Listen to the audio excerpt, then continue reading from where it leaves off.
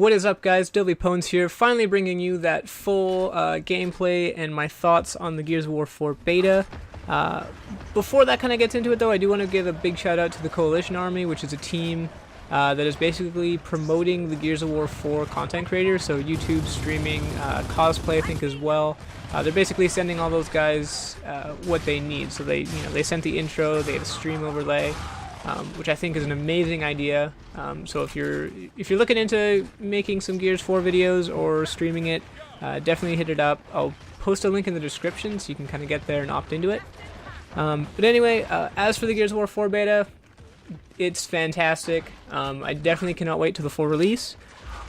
If you've played the Gears Ultimate Edition, by the time this video is posted, you should have your code into the game. I'm not sure when their last wave is going out exactly, but they did say that this is going to be the last wave, so everyone who's played Gears Ultimate Edition will have their code.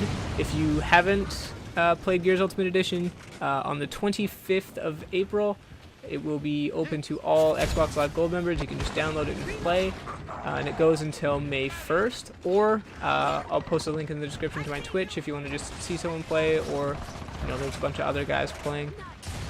But yeah, guys, just jumping into it, as you saw in the video, there's about 10 seconds at the start of a match where you see your whole team, you can see all the character models, all the weapons, assuming weapon skins, and you can kind of change weapons, which I like, but I want them to add to that. There's about two things that I hope they add to that. One being that I want to be able to use TACCOM in that view. What that allows is you can see the gamer tags of the character models that you're looking at, so you kind of know. And two, just for where the weapon spawns are on the map, it wouldn't help me so much because typically I know where the weapons are, what's going to be spawning, but it does help. Looking back at, say, Gears of War Ultimate Edition, the map Mausoleum, to this day I find extremely hard. I know there probably is something to see or just know, but it's hard to tell when you spawn, you roll forward and you go left or you go right, and if you go one way it's sniper, and if you go another way it's torque bow. And every time I play that map, I kind of just roll whichever way I'm closer to and kind of play the map on which side I went to. Like I said, I'm sure there is a way to tell, but it's very hard. This would kind of be the same concept where you use TACCOM. I can say like, oh, torque bow spawning on the right, I want torque bow this round, so I'm going to go right, and that way I know where I'm going, while I'm still in that kind of 10-second delay. The other thing is I want them to add sort of like an animation where, there's about 7 seconds where you can see your full team and about 3 seconds where it switches back to the third-person classic Gears camera. During those 7 seconds, it'd be neat if you could, because I know in the beta a lot of people are, they're spinning a smoke grenade, or they're just spam switching weapons, or they'll switch to their pistol and aim, kind of like they're clapping their hands. That's what I do personally. But it'd be neat to see, and it's another thing that they can add to the crate system, which I'll touch up on in a sec, but just some more unlocks to the game where, if you switch to your snub pistol and hold it for a full second, he'll start twirling it on his finger or something like that, or if you have your Lancer out for a second, he'll start waving it around with the chainsaw. Like little animations that are just kind of fun that everyone will see at the start of the match. And they don't add too much, but there's something that, if you open a crate and you unlock one, you're like, oh, cool, I'll use that one this time.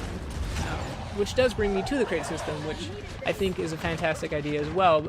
I know Halo 5 and Black Ops 3 are both using the system right now, and it adds to the game. Every time you play a match, you earn credits to buy these crates to unlock, weapon skins, character models, those animations, if that does get into the game. So, every match, regardless of what happens, you're earning this currency to unlocking more stuff. Whereas before, you play a match and you get XP, and that's kind of it for that match. So there's not too much reward coming out of the matches that you're playing. Whereas now you're getting the currency. Now you're really, you're working towards unlocking that weapon skin that you want, or that character model you want, and that kind of ties in again with the animations. More stuff to unlock. obviously you don't want to run out of things to unlock. Which I also do hope they take the Halo approach and not the Call of Duty approach, because the Call of Duty approach is, let's say I unlock the blue weapon skin. In Call of Duty, I could get that blue weapon skin again, whereas in Halo, you will never get that blue weapon skin again. You'll just keep getting, in Halo you got, I forget what they're called, but basically little buffs, and this one you would obviously get more bounties instead. Just a couple other things I wanted to touch on. The grenades in this game, I do think they're a little strong. I think it's a little hard to say if it's because you can wall tag, which I hope they take out, or if it's just the blast radius. Maybe a small nerf to the blast radius and taking out the wall tag, because I'm sure in this video I get quite a few kills where you see me just walk up to a wall, slap a grenade on it, and leave, and that will almost always guarantee a kill, which to me just seems kind of a little bit too strong. And the last thing I want to touch up on is the Torque and the Sniper.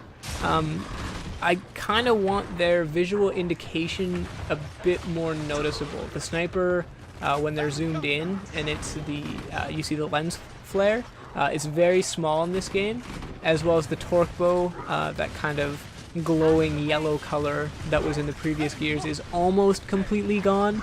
And the sound, you have to be fairly close to the person to hear the sound. You can hear it like extremely faintly, but it's nowhere near as much as the old Gears. I feel like the Sniper, the lens flare could be a bit more, and the Torque bow either bring back the visual cue where it's a very bright color, or bring back the sound. You might not have to bring back both of them, but I think one of them should come back in. Anyways guys, that's going to be kind of it for this video. I definitely could talk more about it, and I do have reasonings kind of why I think the changes should come in for everything, including especially about the Torque bow and the Sniper. Like, I could probably talk about that for another video, which I might actually do a little later on in the beta lifespan. But for now, like I said, I am running out of time on this video. So if you like these videos, they're definitely going to still coming. I'm still going to do some highlight clips throughout the beta days. I'm still trying to hit that level 100. At the time, I think I'm 51 or something like that. So hopefully through the weekend, I can definitely boost that up and maybe be one of the only few people who hit 100. I don't know. It's going to be close though, but we're definitely going to try it. If you want to check them out, I'll put a bunch of links in the description below to Twitch, and then obviously YouTube here if you want to see more of that. But thanks for checking out the video, and I'll see you guys next time.